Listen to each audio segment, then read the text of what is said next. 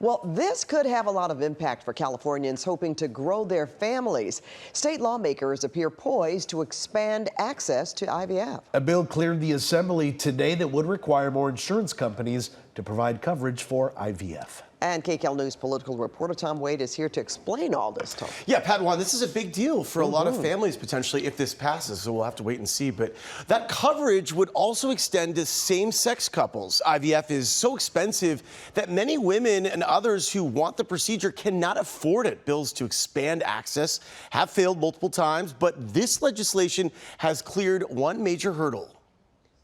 Seeing and hearing no further debate, the clerk will open the... In Sacramento, only yes votes for a new bill that would expand IVF access by requiring insurance companies to provide coverage for it, including LGBTQ families. This bill requires both large and small healthcare plans to provide coverage for the diagnosis and treatment of infertility and fertility services. Bills to expand IVF access have failed several times, but this legislation sailed through the Assembly and now heads to the state Senate.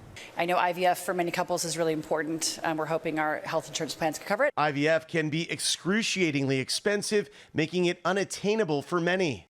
Done 3 different days of the injections, and now I'm coming in for an ultrasound. This is Julia Roz on TikTok documenting her IVF journey. Roz, a Santa Monica City College professor and a mother of an 8-year-old daughter, is now 6 months pregnant thanks to her successful IVF procedure. She decided to document the experience to help other women. For my home organizing business, almost exclusively I work with moms, and they're in the same kind of age range as me, like 30s and 40s. And so I knew that there would be other people out there that either had gone through it or were thinking about it, and I wanted to be able to share that with other people and not just keep it for myself. Roz says she supports lawmakers' efforts to increase insurance coverage. But I know for some people, they do multiple cycles of this. This takes many years, and they can rack up a considerable amount of debt, or, you know, even just if they're paying out of pocket, it can become so much. And there isn't a guarantee in the end when they already feel like so much stress from this, and otherwise may feel too like they can't talk about it, right? That's part of why I made the video series, is that after posting it, I've learned about way more people who have gone through it. So many people who said, oh yeah, I did that, but I don't really talk about it. While polls show a vast majority of Americans support IVF, some conservative groups oppose the procedure. The California Family Council is blasting the current bill making its way through the legislature, in part because the bill would cover same-sex couples. Lawmakers, though, seem determined to get this legislation passed. I tried this bill for 3 times in a row. We're hoping with Senator Menjivar's leadership here, we can get it across the finish line.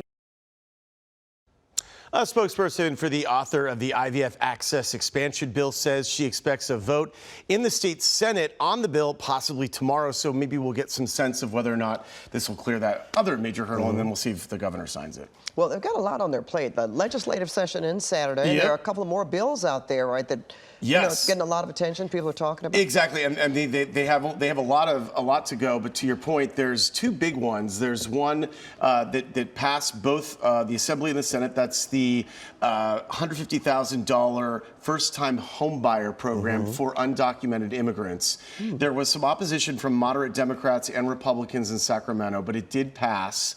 Whether or not Gavin Newsom will sign it is unclear. But the state budget officials said that there wasn't any money allocated for that part of the program. So even if it did pass, it's unclear if these undocumented folks would be able to get the money if they applied. And it's only for people who have the right documentation. There is some documentation involved, like I think it's some sort of, not social security number, but they have to have some sort of like payment in the system, you know, so they're paying into the system, which is the argument made by proponents. And then the other is an AI bill, and basically the state lawmakers want to create some regulations to force companies, tech companies that do, you know, AI projects that are $100 million or more into some sort of testing to verify that, you know, they don't pose a threat. So Elon Musk supports that, I believe, but there's a lot of opposition as well. So 100 million. There you go. It's a lot of money out there.